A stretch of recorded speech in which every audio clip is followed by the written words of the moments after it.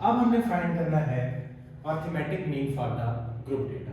ठीक है, तो हमने इसका जो फार्मूला हमने डिस्कस किया था वो था sum of fx over sum of n, यानी कि हमने इसमें बेसिकली अरिथमेटिक मीन फाइंड करना है ग्रुप डेटा का।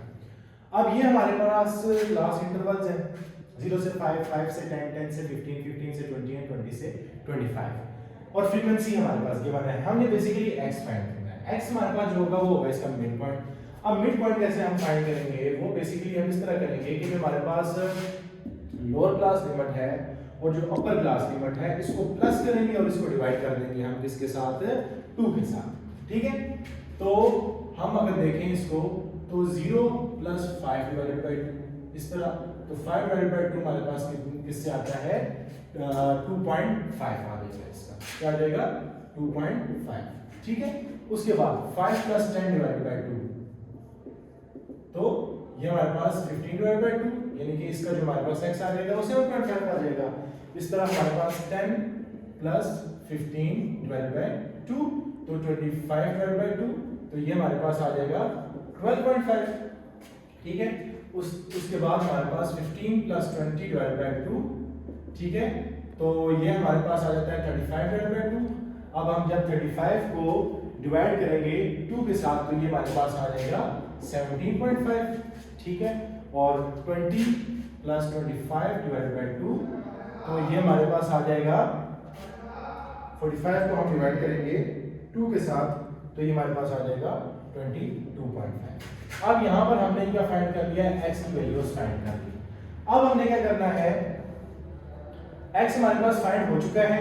अब हम इस f और x को हम क्या करेंगे, मल्टीप्लाई करेंगे। ठीक है, तो f और x को हम जब मल्टीप्लाई करेंगे तो हम 5 को मल्टीप्लाई कर लेते हैं 2.5 के साथ तो ये हमारे पास आ जाएगा 12.5। ठीक है, उसके बाद हम 7 को मल्टीप्लाई कर लेते हैं 7.5 के साथ तो ये हमारे पास आ जाएगा 52.5। ठीक है, उसके बाद 10 को मल्टीप्लाई कर लेते हैं हम 12.5 के साथ तो ये हमारे पास आ जाएगा 125। ठीक है, उसके बाद 6 को हम मल्टीप्लाई कर लेते हैं 17.5 के साथ तो ये हमारे पास 105 आ जाएगा। उसके बाद हम 2 को मल्टीप्लाई कर लेते हैं 22.5 के साथ तो ये हमारे पास 45 आ जाएगा। अब हमने क्या करना है, इन दोनों का सम निकालना है, सम ऑफ fx। तो हम इन सारी वैल्यूज का सम निकाल लेते हैं 12.5 प्लस 52.5 प्लस 125 प्लस 105 प्लस 45 तो ये हमारे पास आ जाएगा 340। क्या आ जाएगा 340। और उसके बाद हमने जो f है इसका सम निकालना है। ठीक है, तो हमने कहा कि 7 और 5 12, 10 22, 22 6 28 और 2 30 तो ये 30 आ गया।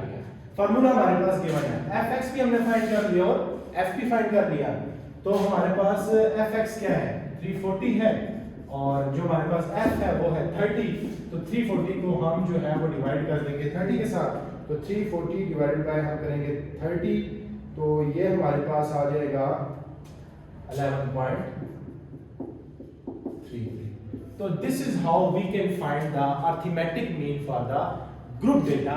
कि ग्रुप डेटा में हम ये वाला फार्मूला पुट करेंगे और इस फार्मूले की मदद से हम क्या फाइंड कर देंगे अरिथमेटिक मीन।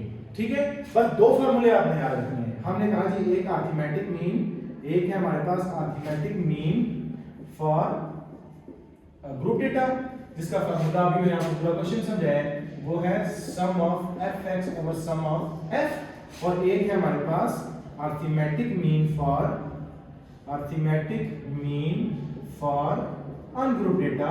ठीक है, अनग्रुप डेटा जो कि हमारे पास क्या है sum of x over n। तो ये 2 फार्मूले जब हम याद रखेंगे कोई भी क्वेश्चन हमारे पास गिवन होगा उस क्वेश्चन पे हम मीन निकाल सकते हैं। इस जो क्वेश्चन था हमारे पास इसमें हमारे पास क्लास इंटरवल गिवन थे, x गिवन नहीं था तो हमने कैसे फाइंड किया, मिड पॉइंट था चुके तो हमने 0 और 5 को प्लस किया, lower class limit upper class limit को प्लस किया, उसको डिवाइड कर दिया 2 से ये वैल्यूज आई, इसको हमने मल्टी फ्रीक्वेंसी के साथ हमने x को मल्टीप्लाई किया क्योंकि हमारे पास फार्मूले में सम ऑफ fx है यानी कि फ्रीक्वेंसी और इसका सम, और जो मल्टीप्लाई करने के बाद सबका सम निकाल देना है उसको डिवाइड कर देना है फ्रीक्वेंसी के सम के साथ तो हमारे पास ये आंसर आ जाएगा। ठीक है।